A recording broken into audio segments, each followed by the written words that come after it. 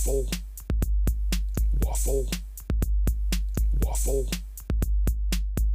Hello and welcome to Die Rolling. I'm the ever excitable Adam, and today is a Waffle Wednesday where I just sit back, relax, and talk to you guys about, well, anything that I can think about really.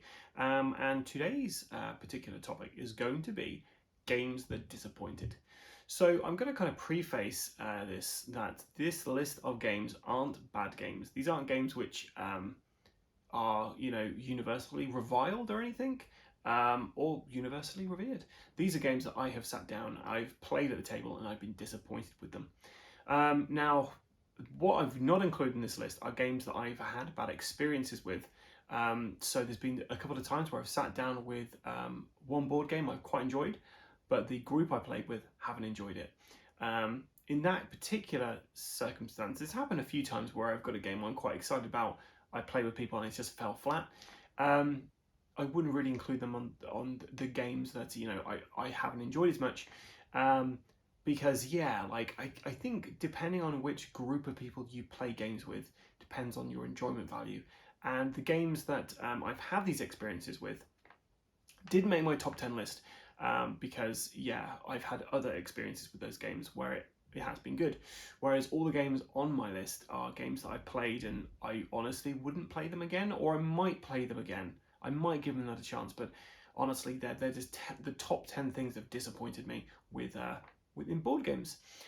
Before we get into that though, let's talk about what I've been playing this week. So this week I've mostly been playing a combination of Shadows of Brimstone, the derelict ship Otherworld, with the Tredaran Strike Team. What a fantastic little kind of expansion that is. It's great fun being Tredaran warriors going through the derelict ship. After playing it, I kind of think that when it said I should pick a primary world and a secondary world, the primary world should have been something like the Old West, the Norselands, feudal Japan, or the Spanish fort. However, I just chose derelict ship because I was like, I'm really excited about playing derelict ship. So I'm a little disappointed that I'm burning through all the encounter cards so quick. I could do with having the additional encounter cards you can get for the derelict ship, just to flesh out some of the encounters, and the darkness cards as well, I guess. But overall, I'm really enjoying that. The second thing I've been playing is 2D6 Dungeon. So this is a solo kind of roll and write game where you're essentially exploring 10 levels of a dungeon. The first kind of book that is out for this is a kind of human theme to it. So everything you're coming across is all narratively linked, which is fantastic, or thematically linked, should I say. So I've just done the first level. Had a fantastic time playing it. The combat was really simple. The rules were quite simple. I did have a couple of questions I went back to the creator on, but most of those kind of questions were things I figured out, or I actually realised where I was trying to find the information. One thing I would say, so we were sent a review copy of this, which we're very thankful for, and it came with a deck of cards. Now the cards you can actually just photocopy from the back of the book and kind of print them out and cut them out and stuff. But personally, having those cards, I'd 100% recommend if you own and you haven't got them, or you're looking into 2D6 Dungeon, definitely pick up the cards, because it really just, they're decent quality and it really just speeds up getting into a game. Overall, really great first impressions of 2D6 Dungeon. I'm really excited to get back to it, see how my guy does, and I'm planning on filming an entire series of that on the channel, where each video will be me doing one of the levels, and we're just going to see how far down I can get before. Stay tuned for that. So they're the two main things I've been playing. We played some Cobra Paw and some What Do You Mean Family Edition with my family this weekend, which was really fun. And future Waffle Wednesday, you will be hearing from my kids who wanted to talk to you guys about what their favourite games are. So that's what I've been playing. What have I been painting? Well, I was doing some DSO painting. I kind of stalled on that a little bit because I was more excited about playing Shadows of Brimstone Derelict Ship.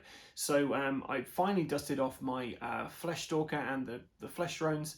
So I got all those guys painted up, and the Sataris Ravagers, who are like these red pterodactyl guys, I managed to finish those guys off, and all my Tredaran soldiers now have been painted. So my entire Tredaran army that came with the Trudera Otherworld. They're all painted now, which is fantastic. I've had those for years and not even touched them.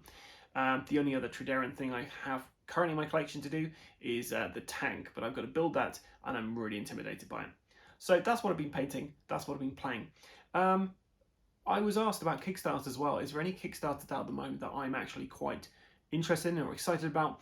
There is one out there which is well worth a mention. The game actually got into the top 10 list of, I think, Christopher's top 10 list, and it was pretty close to getting into the rest of ours, I believe. It is a game called Among Cultists.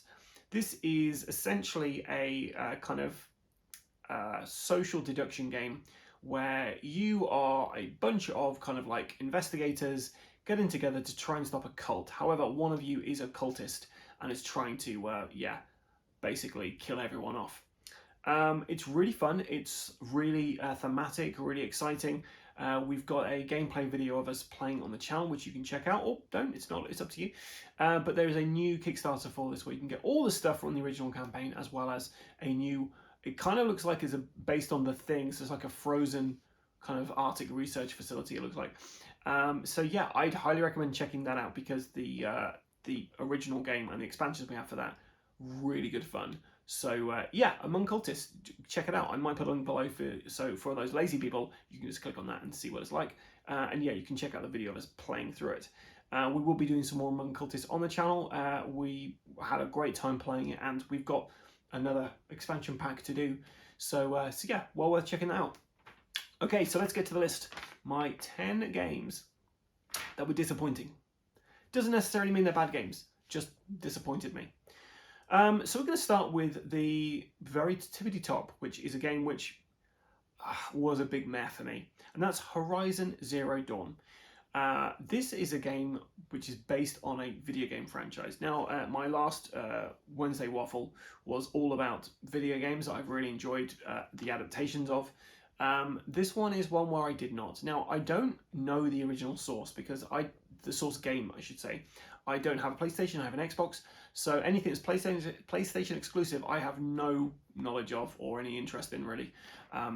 So coming into the game, I didn't really know much about it. All I knew was it was kind of like a world which you had robot animals on, robot dinosaurs or something, and you were a huntress trying to basically survive. And there was like a narrative plot in there. Now, other video game adaptations I played, they've had campaigns, they've had a narrative campaign. So I was going into it expecting a narrative campaign, and maybe that's where I was going wrong. This is essentially a hunting game where you have these particular kind of monsters that you're trying to hunt, and through some clever card play mechanics, you can basically take these monsters out.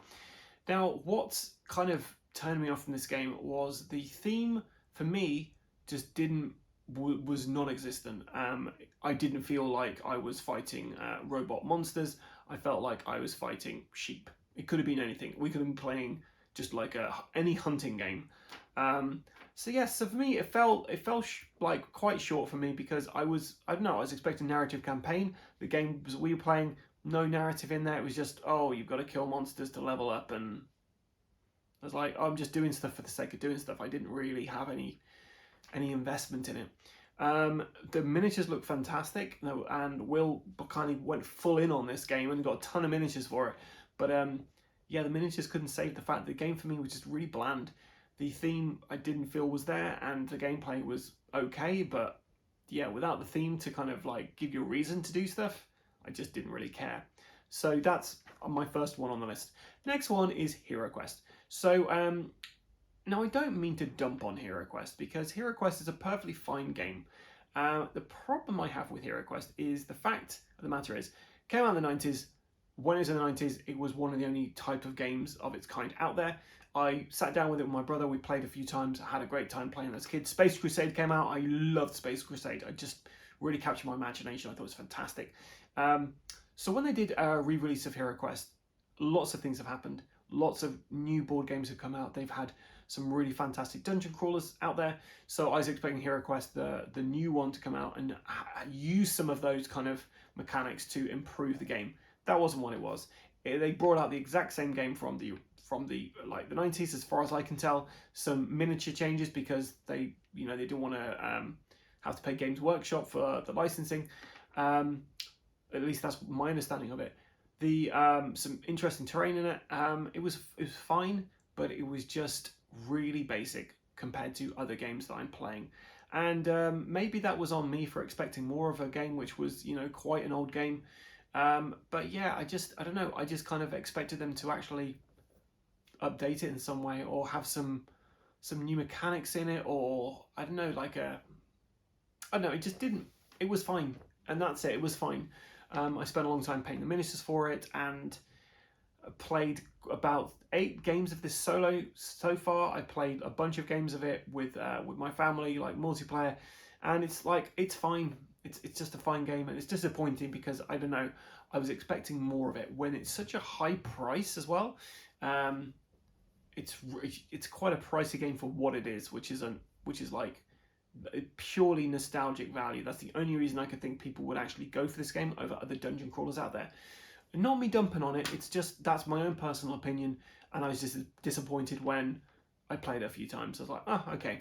The app, I will say, the app is fantastic. It could be a bit more streamlined. They could speed it up with you not having to like move your characters around on the screen. But I think it tracks a lot of details. It's got some really good production values. The app is a really good thing for Hero Quest. But I think if it didn't have the app, I would have sold it pretty quick. But the fact you can play solo and co-op with it with an app, they did do some work with that. So hats off. Next, this is kind of like doubles here because we've got 2 which are both computer games again, which I really enjoy the computer games. Board games, not so much. So the first one is Fallout by Fantasy Flight Games. These guys should know better. Fallout is a fantastic video game series. I really enjoy the franchise. Post-apocalyptic, you are with like a weird kind of like 50s kind of feel to it because that's when the war went off, the nukes dropped. So all the fashion and the architecture and stuff, it's really interesting. Like it's a really, really lovely world setting. I remember playing the original Fallout games on the PC, I think it was. I want to say Amiga maybe, but I think it was PC. And yeah, never completed them, but enjoyed what I played of them. And then when it came to Xbox and Fallout 3 came out, yeah, I've loved playing them. I've really enjoyed playing those games. So the board game came out, and me and, well, this is back when Jamie was playing games with us. Me, Jamie, and Will got together. We played like Fallout, and it was so dull. The issues we had is one of the characters' speed was like 1 or 2 or something, and trying to get them from one side of the board to the side of the board, it was impossible. They couldn't keep up with everyone else. It felt like there was a lot of good mechanics in the game, and the theme was there, but it just, I don't know, it didn't feel fair on the guy who couldn't move that fast, and it just seemed really unbalanced. One of us was just absolutely storming through the game, and one of us was doing okay, and the other one was just really struggling, and it just made it unfun for the table. So I kind of came away really disappointed in that because I was expecting so much more from Fallout. And I do know that there is apparently a expansion called Atomic Bonds, which if you play that with the game, it actually improves it immensely. So this is a game I would go back to give it another chance. But yeah, Fallout as a base game, I'd wait until someone makes a new Fallout game, which will happen at some point, I'm sure. And until then, play the video games or watch the new series that's coming out. The next one is a similar vein because it's done by the same kind of computer game creators, which is Elder Scrolls. So Will and I played this on the channel, and for the price tag, it just doesn't make sense to me. It just doesn't compute. You get 2 campaigns, which are 3 acts each, or 2 acts, which are three missions long or something. But essentially, you've got 6 game sessions and a tutorial, so 7 game sessions. And I just don't think there's any replayability in the core box. The asking price for it is over £100, and I just think there's so many other games out there that do overworld adventure gaming so much better at like a fraction of the cost. So yeah, such a high price for that, for an okay game. Just, I don't know, it just doesn't sit right for me. I enjoyed the game, but my problem was after playing a couple of missions, I just couldn't see where the value was, and that's what disappointed me about it. I just didn't see the replayability in there. Whereas the Witcher game that I played with Will, I could definitely see the replayability in that. And yeah, overall, it just seemed, yeah, you could definitely play this game a lot. Whereas the Elder Scrolls, the missions would just kind of repeat. I think if you played that a couple of times, in quick succession, you'd be able to memorize the mission parameters and stuff, and know what was coming next. So that's kind of disappointing. So yeah, so Elder Scrolls, Skyrim, that just really kind of fell flat for me.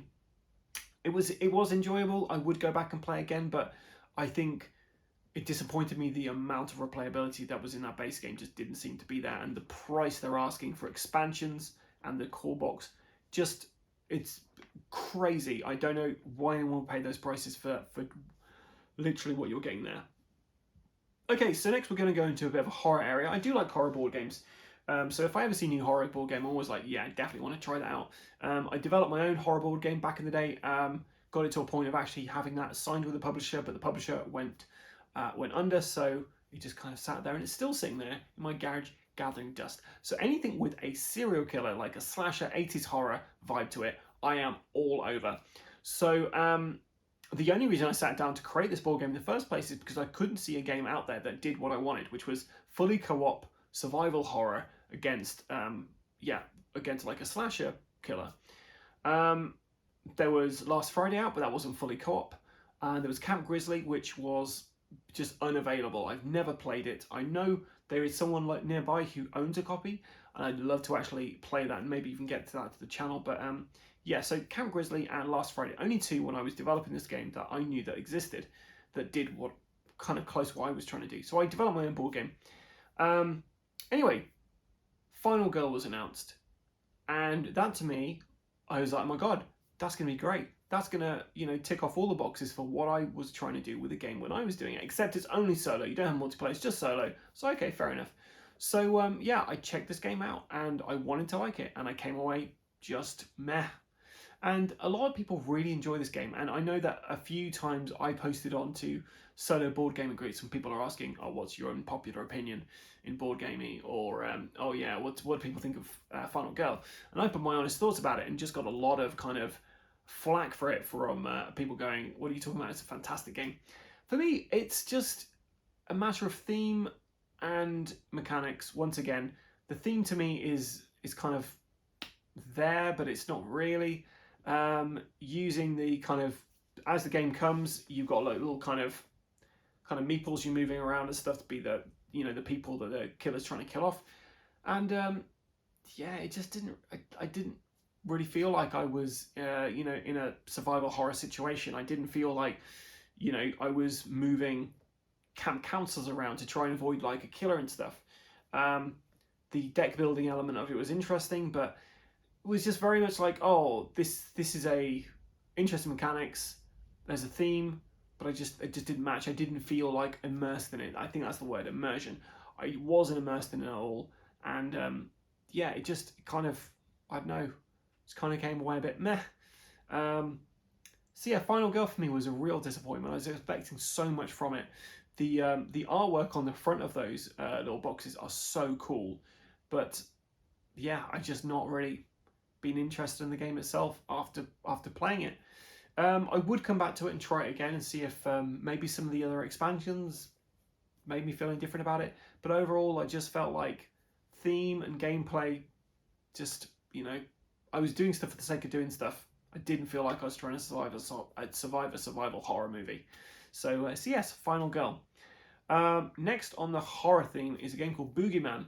So the guy who did Last Friday also did a game called Tales of Evil, and he then went on to do Boogeyman, and he's basically doing a bunch of these kind of games which are in a shared universe. So if you own all these games, it's fantastic because you've got the same characters from game to game, and I really enjoy when they do that in games, when you have, like all the Arkham horror stuff, the fact Eldritch Horror, Arkham Horror, Elder Sign, Eldritch Horror, I'm probably repeating myself there, but all these different games have the same kind of artwork and same characters in there. It's kind of a bit lazy, I guess, but at the same time, I like the familiarity of it. I like the fact that, oh, it's that character that I really enjoy doing this with or something.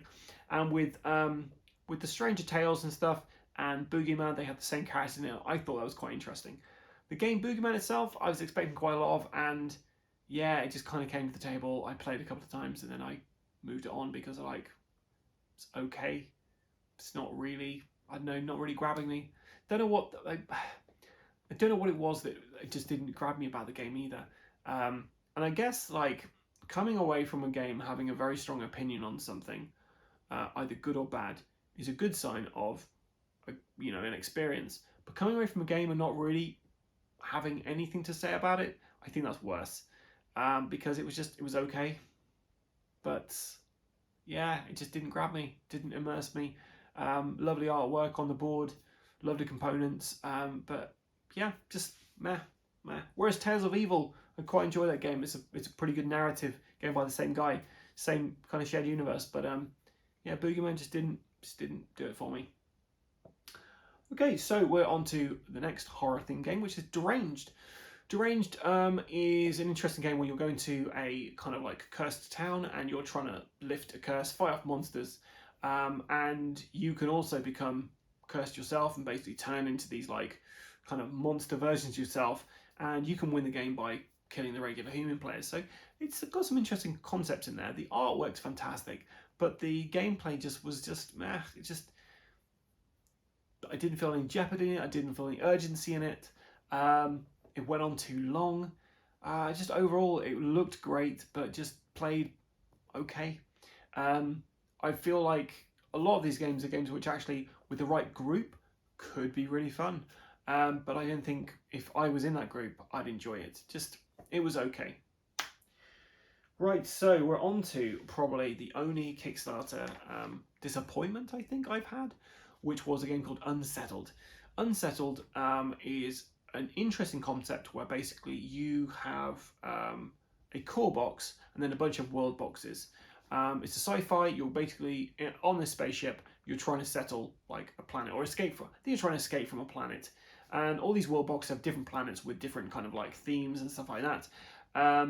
And yeah, really stylish kind of design. It's made by the same guys who did Vindication, which is a pretty fun game in my mind. So very stylish, very compact, very great kind of packaging to put everything away. Overall, an interesting concept sci-fi survival, and it's fully co-op, immersive, and fun. However, the couple of games I played just kind of fell flat with the people I was playing with. I do think this is one that if I was playing in different groups, maybe it would have been a bit better.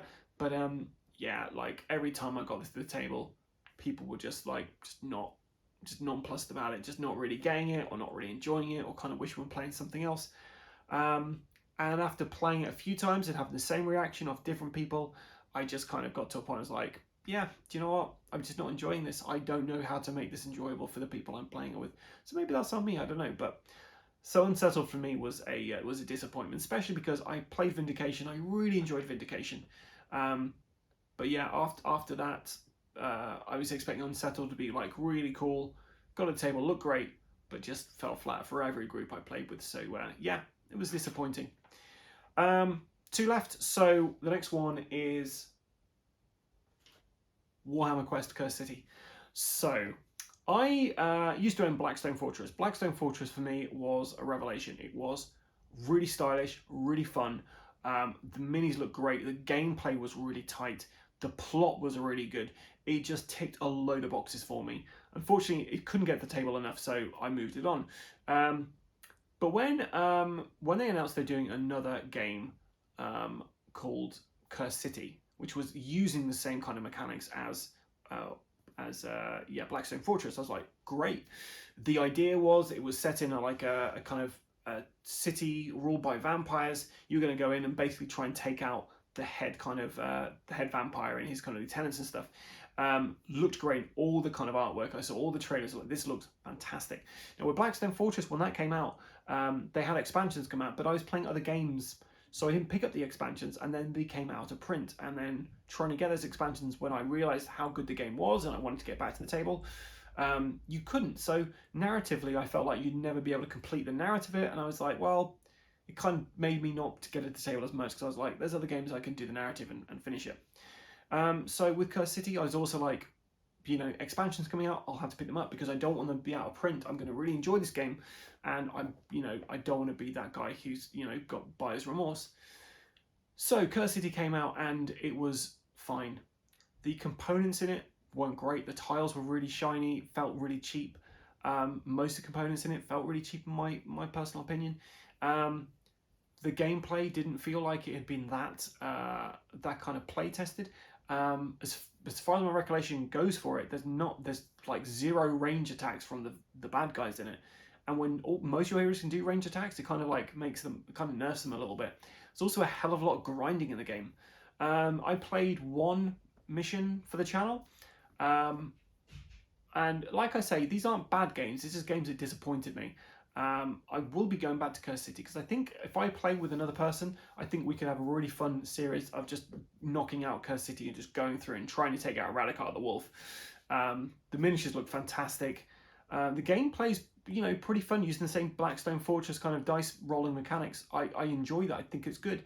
And yeah, you've got this day and night effect to it as well. So you've got like a timer you've got to worry about. And overall, I felt it was quite intuitive. But yeah, it just kind of was a bit disappointing because I was expecting Blackstone Fortress, but with a kind of old world vampire vibe, and just all the kind of components in it, like the cardboard components, which aren't always the best in Warhammer kind of Games Workshop stuff. They just were subpar in my opinion. So yeah, so Curse City on there. I did pick up the expansions for it, but then the expansions didn't come with any miniatures, so you were spending a certain amount of money for the expansions, but then to actually get these miniatures, it's quite a lot of money to invest in a game that you might not play that much. But yeah, who knows? Maybe on the channel we'll be doing this again, and if you guys are enjoying it, maybe we'll pick up those expansion miniatures and do that. So yeah, Warhammer Quest Curse City, fun game but disappointing. It could have been great, and it was just okay. Finally, Starcadia Quest. Arcadia Quest is a game by Simon, which I absolutely love. It is fantastic fun. I remember sitting down for a day with my brother and just clocking the campaign. It was just player versus environment, and just great fun. Lovely minis, like Ghibli kind of art style. Some of the first minis I painted, so they don't look fantastic. But yeah, just really fun, really interesting, and I love the kind of campaign mechanics of kind of leveling your characters up, and yeah, overall, just really fun. So Starcadia Quest was announced, which was like a futuristic version of it, streamlined rules and stuff, and streamlined kind of gameplay. So it's like fantastic, because one of the problems with Arcadia Quest is it takes longer to play, it's longer to set up sometimes and tear down than just to actually play a mission. So it's one of those games where you have to, have an evening and probably have 2 or 3 games in an evening. Otherwise, you don't really get your money's worth out of it. So yeah, so Starcadia Quest, first of all, instead of having 3 characters, you only have 2. So it's like, okay, that's interesting. But yeah, what they took out from Starcadia Quest, what they took out of Arcadia Quest to make Starcadia Quest really hampered it, in my opinion. I didn't really feel a connection to any characters. I didn't feel the immersion. I didn't feel any real plot. It just kind of was like, oh, this is like a really fast Arcadia Quest, but I just didn't really care about the characters or motivations, or they just didn't really seem to be that much of a plot in there. So it's a real shame, because I was really excited about it. So it's one of those things which, high expectations, and then I came in, I was like, oh, yeah, it's okay. So that's my list, guys. Horizon Zero Dawn, Hero Quest, Elder Scrolls, Skyrim, Fallout, Bogeyman, Final Girl, Deranged, Unsettled, Warhammer Quest, Curse City, and Starcadia Quest. That's the games that disappointed me. Let me know in the comments below games that disappointed you. Maybe you are a huge fan of one of the games I mentioned and you want to defend it. Feel free to do in the comments below, and I'll tell you why you're wrong. No, I do understand that these games could be really enjoyed by a lot of people. Just for me, they fell a bit short. Anyway, if there's any other ideas you have for some Wednesday waffles you'd like me to waffle on about, let me know in the comments below. And yeah, stay tuned to the channel, guys. We've got Shadows of Brimstone this month. We've got more Dungeon Saga solo play. We are filming on next Saturday. We have got The Presence, which is a Victorian horror game. We are going to do the Stifling Dark, which is a 1v many game that I did a first impression the other day and I absolutely loved. It was so cool. So we're going to be playing those. We might be able to fit in a Dead by Daylight as well, so stay tuned to the channel, I'll be having those. We've also got Star Trek Away missions, should be around next week, I think, so or this week, at some point very soon. Star Trek Away missions, and we've got another couple of kind of review videos and gameplay videos coming in the not too distant future. So yeah, I've been the ever excitable Adam. Until next time, guys, stay safe or die rolling.